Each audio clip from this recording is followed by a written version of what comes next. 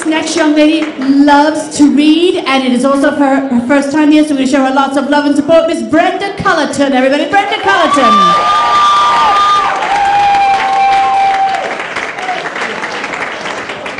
Well, I figured if you heard I love to read, you wouldn't expect much, which is always a great way to sort of start. I am sincerely hoping also that I end up a great deal funnier than my fucking shoes, which I forgot to change. I don't know if you can see them. They're called Merrills. You will not find them at the local flight club, but they are actually worn by thousands and thousands of people out there, not in here, who were born like 90 years before Pokemon. And the thing about being born 90 years before Pokemon is there is a lot of stuff out there right now that I am just sort of learning about, like sharing. I'm at this restaurant down on Ludlow Street Friday. I ordered deviled eggs. Now, for some reason, I am fucking obsessed with deviled eggs. I don't know why, but I love them, right? First thing out of the waitress's mouth is, should I bring some sharing plates?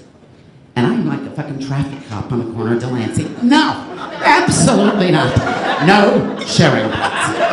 And the table is appalled. I mean, we are talking dead silence, right? Selfish bitch is what I imagine they're thinking.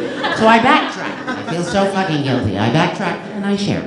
I end up with one lousy, rotten deviled eggs, and I am starving. So I order another wrap, and I order bigger main.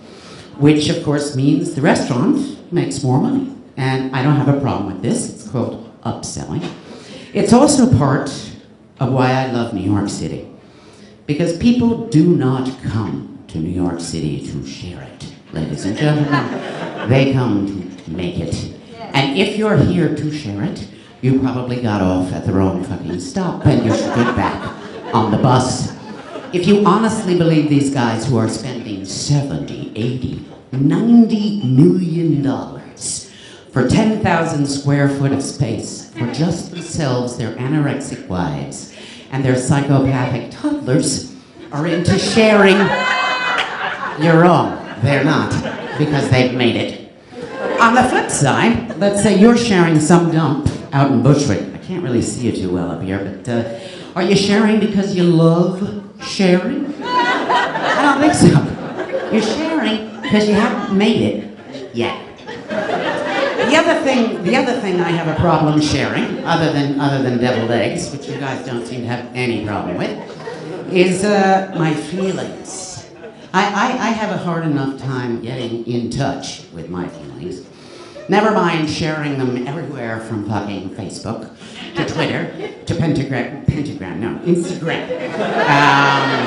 Pinterest, Google+, Kindle, Tinder. I mean, it's endless, all of this oversharing. My daughter actually told me last night, well, she didn't tell me because no one tells anybody anything anymore. They share, sorry. She told me that you can actually buy your likes and followers on Facebook, which I don't really call sharing. I call that shopping. The other place you seem to love to share, this is mostly in public of course, is on what I used to call a telephone.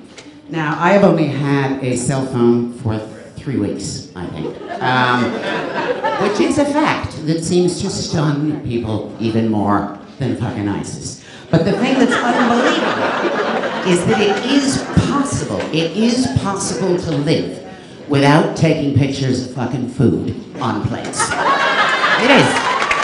And without Shazamming a song, right?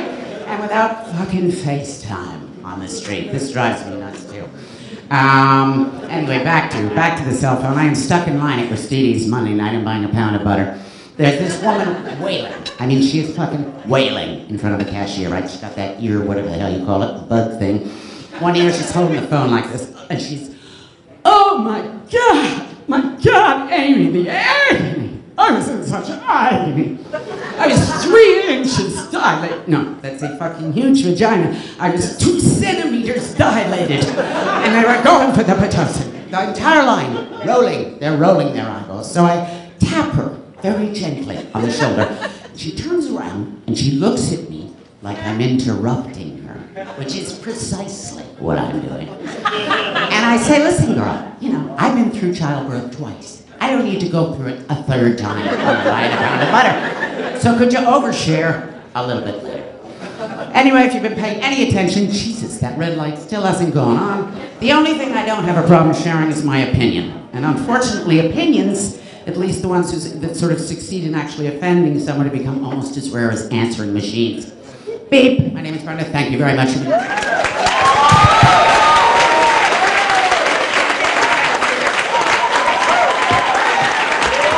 Brenda Cullerton, so fun. The women so funny tonight.